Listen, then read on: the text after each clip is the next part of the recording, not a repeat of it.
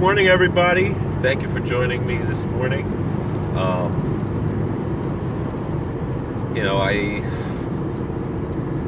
see there's a few days left to this Jewish year. It's quite a powerful thing to think about, everything that's going on in the world and everything. And yet life goes on. We keep going, we keep doing, and we have faith. I'm reminded of something at this time of year. Always, I said it over by Kiddush on Shabbos, and one of our balabatim, someone who isn't 100% observant publicly, although I know him to be a very religious person, and I consider him to be from Anash, even if he doesn't keep everything. I consider him to be a fellow Jew. He was very touched, actually, by what I said. So remember, I heard this from Rabbi Weinberger in high school. It's hard to believe, how long ago that was. And I'm pretty sure he said it from Belzer Rav. He said, as you look at the everyday, on the weekday Shemoneh Esrei, we say, Berech Aleinu Hashem Elokeinu Hashem Hazos. This is according to Ashkenazi approach that most Chassidim go by the Sfardim. Sometimes it's Berech Aleinu, sometimes it's Barchenu. I think Barchenu is also as Hashem Hazos. I'm not sure. Hashem Hazot, of course. I know in visions they also have similar Barchenu, not exactly the same. I think it's a little bit shorter than the Sephardic version. But either way, we ask God to bless this year. Belzer Rav pointed out, well, it's Mincha, Erev Rosh Hashanah. There's maybe a minute left before sundown. The year's over, and we're asking God to bless this year. Which year are we talking about? And of course, there are many different approaches to what it means this year. But the fact of the matter is, if we look at Chazal, learning now Gemara Rosh Hashanah, it says like this, that if for kings the year begins Nisan. There's a whole discussion about that. The year for other things, or whatever it is. But let's say a king, for example, he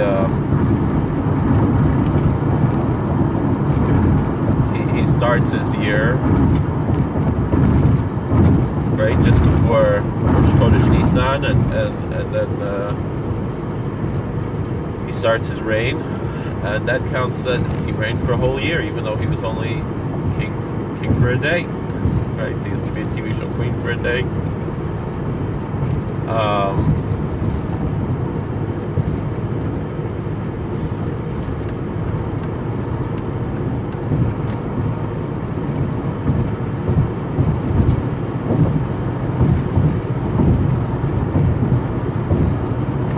And that day counts for a whole year.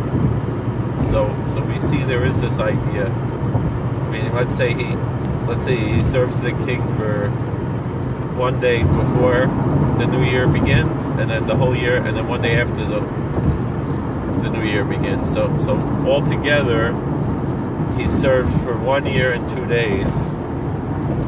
Although we do see,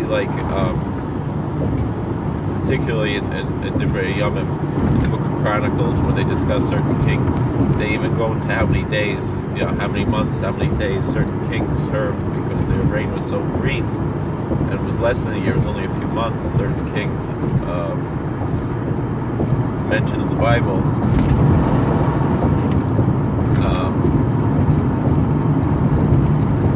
But that king who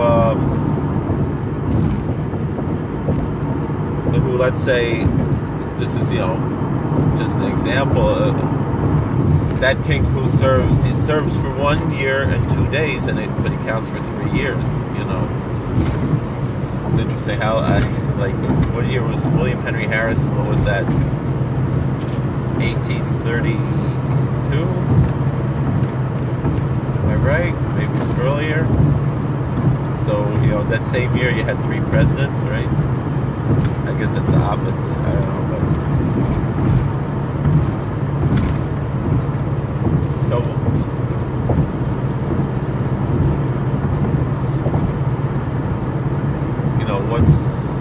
wow, what are they digging up there?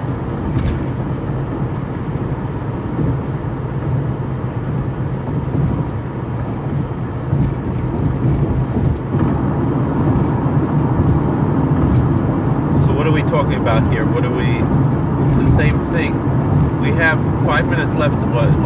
Today we have today's Monday, so we have Tuesday and Wednesday. So we have 2.5 days left, right? Of 5777 of Tavshin Ayin Zion.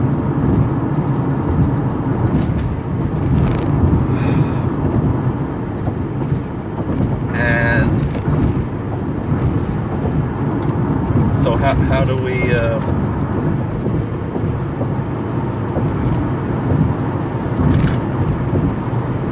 look at this when we say Barech Aleinu Hashem Elokeinu Es Hashana Hazos? Bless for us, Lord our God, this year. We're not talking about necessarily next year, although you could interpret it that way. You could say, well, it means this whole period that's this year from this time next year, perhaps. But really, we're generally talking about this particular year. Although there's another kavanah, incidentally, one should have this Kol Minei Svuos L'Tova, all its types of produce for good. That specifically, although we have in mind all the types of produce, we specifically should have in mind the lulav and esrog, and das maravas, the dalet minim for sukkahs, and the matzah for Pesach. I put in there the olive oil for Hanukkah too, sometimes, especially. But so once Pesach comes, I have that kavanah for Sukkot, once Pesach is finished, then we have the kavanah for Sukkot generally, although it's Kol Minei Svuos, but there's a particular kavanah. And then until Hanukkah, although we also think of the matzah, but also think of the olive oil for Hanukkah, that's something we could have. That's something I added. But really, once Sukkot is out, then we're having in mind the matzah, so we're connecting the whole year around. But all right, let's put that aside for the moment.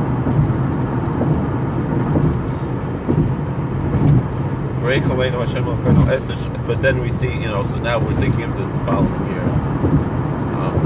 But Es Hashana Hazos, this year,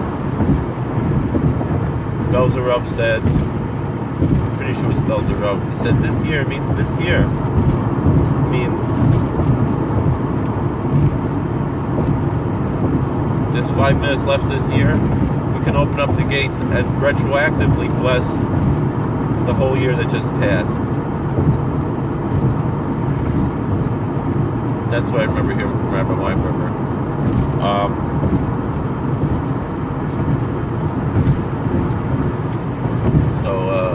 That's actually I made another video about that, didn't I? I forgot about that video. Okay. So I won't make this a separate video. We'll continue from here.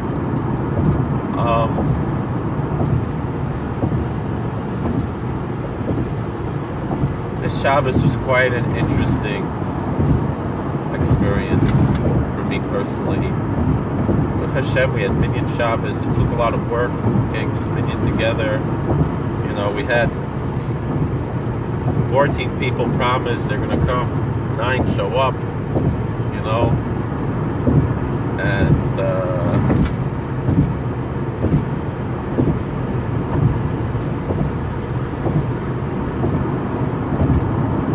then we go find the 10th. It takes a lot of work. we did it. Thank God we found the 10th. You know, walking around with my Rav, who's, even though he's young at heart, he spent many years on this earth. Spent many years, more than half of his life, just in White Lake. Maybe not more than, almost half his life in White Lake.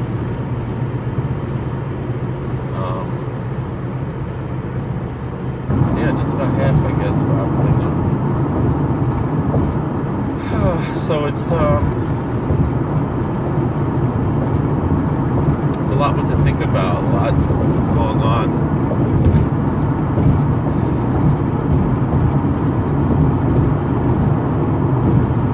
And I just saw so much siyata d'shmaya,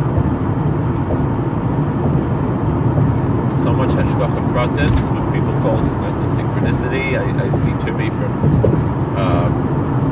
Bright Insight. It's a nice YouTube channel, interesting YouTube channel. I recommend it, even though I might not agree 100% with everything he's saying. I think it's worthwhile to check him out.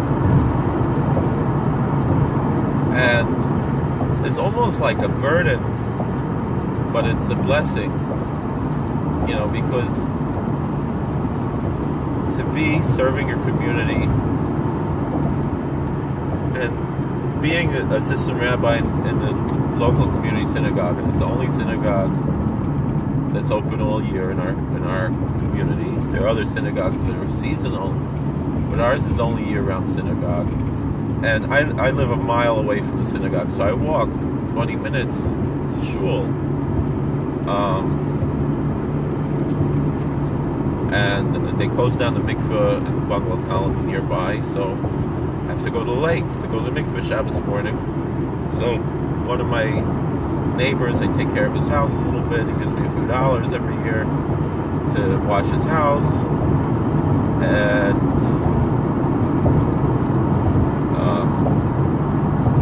I go to the mikveh there. And one of his neighbors like, "Oh, you know him?" Like, yeah, I know him. You know, like, everybody's so suspicious. And then what happens is that there was a power outage for like 5 seconds, but when that happens, all the alarms go off in all these houses, and I had to handle that. So I wind up coming late for shul because I have to handle these alarms. How to handle that on Shabbos, dealing with other people who are able to help out and just verify that there's absolutely nothing wrong with the house. It's just there was a power outage, and that's why this alarm is going off. And it's going off 5 different houses all across the lake for absolutely no reason, totally ridiculous. And so I have to be late for shul on that account. And then I'm walking to shul, and I run into all kinds of people. I mean, that's a major aspect of, you know,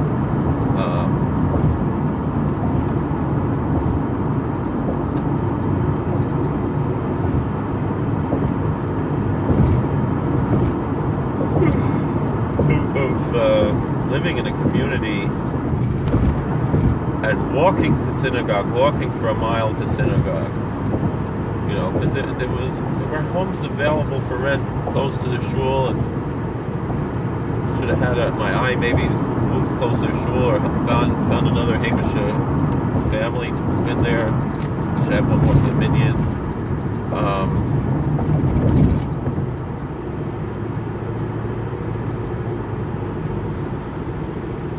Whatever, it is what it is, you know.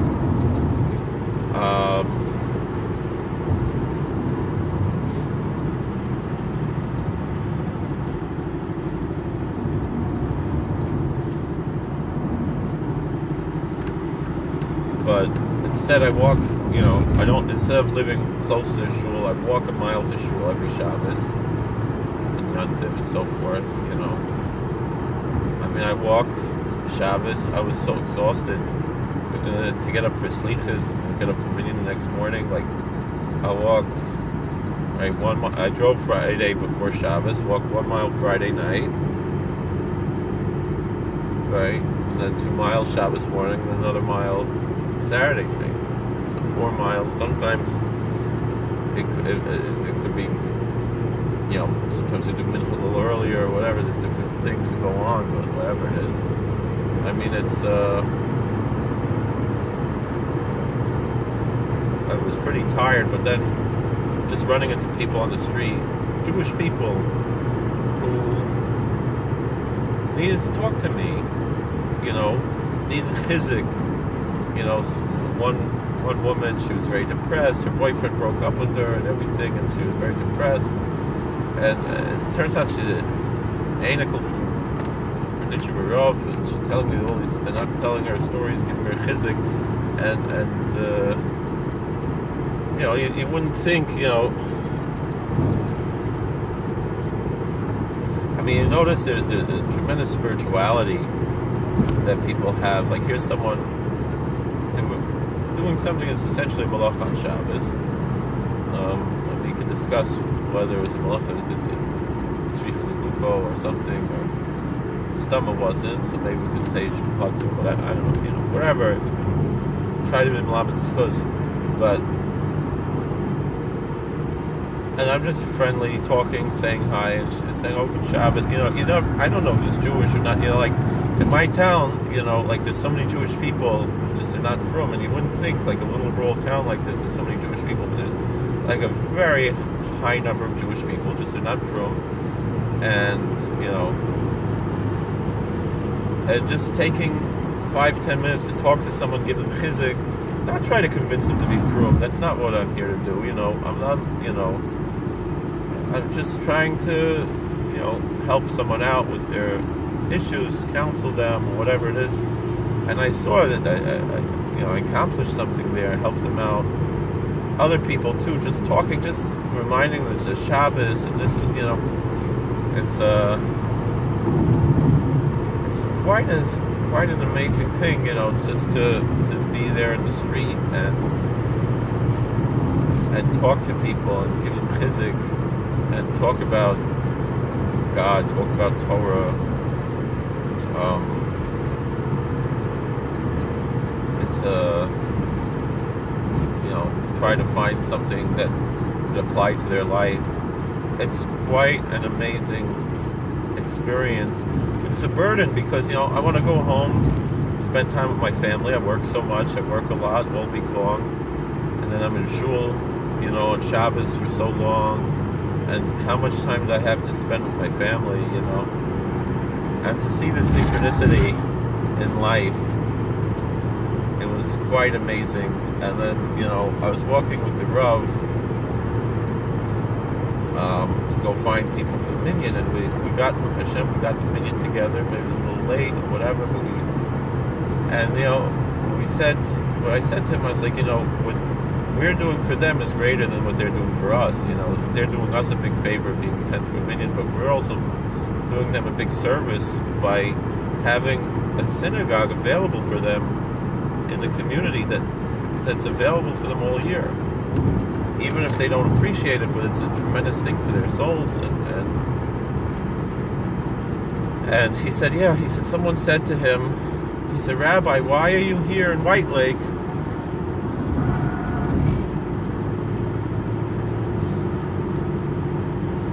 And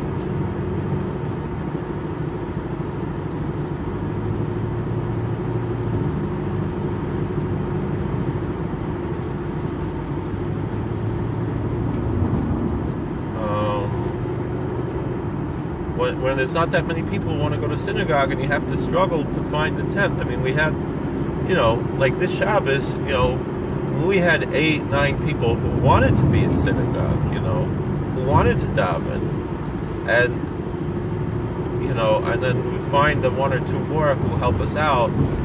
But they're like, "Rabbi, why don't you go move somewhere like Muncie or Lakewood or somewhere like that, and then you won't have to worry about the minyan, And he said, "Because they don't need me there. You need me here." And that's why I'm there also, because I feel like there I'm needed. I mean, I could very, very easily go move to Bloomingburg, open a Besmedrish. I'd have a minyan Chassidish Yidden.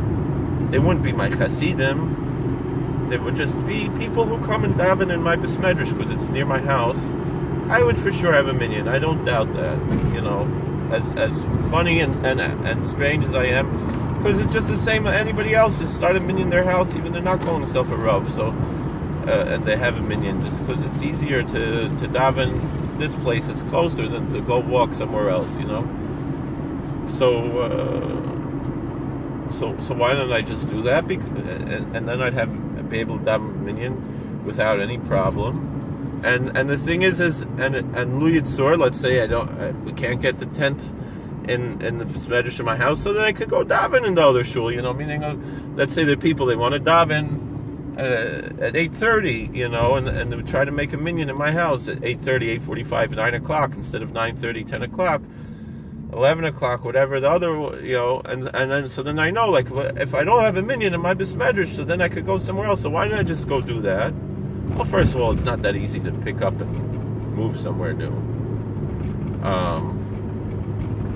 That's the first thing. But the second thing is, it's like, I mean,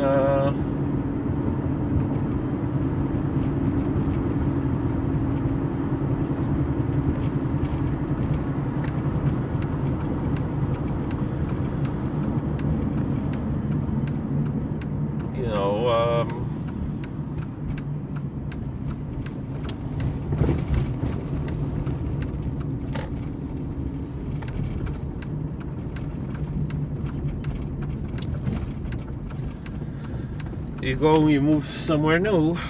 That's not that easy. But the second thing is, what would I be accomplishing there? Here where I am now, alright, maybe I'm not touching thousands of people, maybe I'm not touching hundreds of people, helping them, but maybe I'm helping out even someone who doesn't come to my shul, and I stop and talk to them while I'm walking to shul and give them some advice or something, and I'm accomplishing something. Alright, so I could do that in Bloomingburg too. I don't know, whatever. It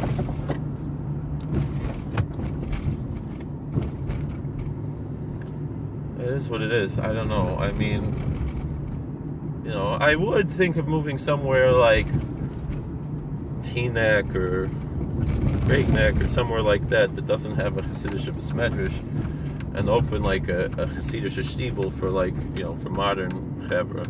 That I would be interested in doing. If there are people who are interested in that, I wouldn't want to move to Brooklyn. Brooklyn, I'm not that interested in. Maybe somewhere in Rockland County, but it would take a lot of money. It would take a lot of money in those other places too. If there was interested like that, but the thing is, again, those places don't need me. I think maybe a place like Teaneck could be that they would need something like that. I mean, I know next to Teaneck, the Englewood something, they do have something epis like that. Moshe Tzvi Weinberg epis, he's doing something more Hamish thing, but it's a little different, but maybe it's more their style. I don't know, but it is what it is. What's this? Is it a parking spot? Oh, look at that. Alright, well, it's time for work. I want to talk a little bit about what Glenn Beck said this morning. I mean, still have 5 minutes. Should I listen to Glenn Beck better and be mushba, or should I be mashpia more?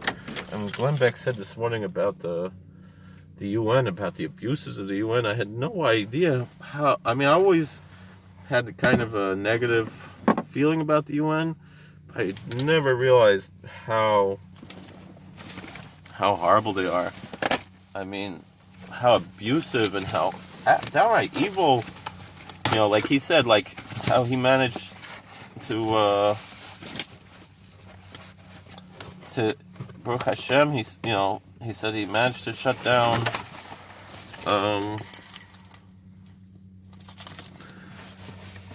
down some UN, almost like a concentration camp.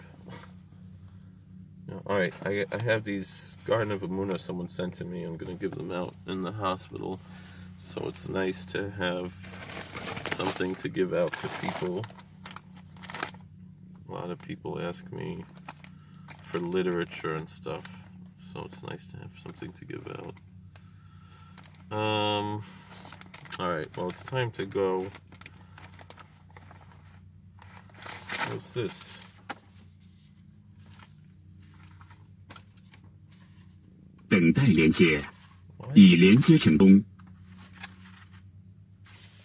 What is this? Oh, this is from the Baal Shem Tov, where he asked Mashiach. Alright. Well, thank you for watching. God bless. Please like, share, and subscribe. Trying to see what else I should give out in the hospital. Alright, well, it's time.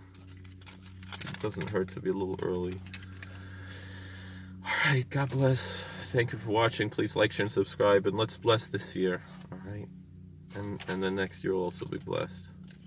Let's be thankful for what we had this year. Even though we had a lot of pain this year, we could still be thankful for all the good things. Alright, God bless you.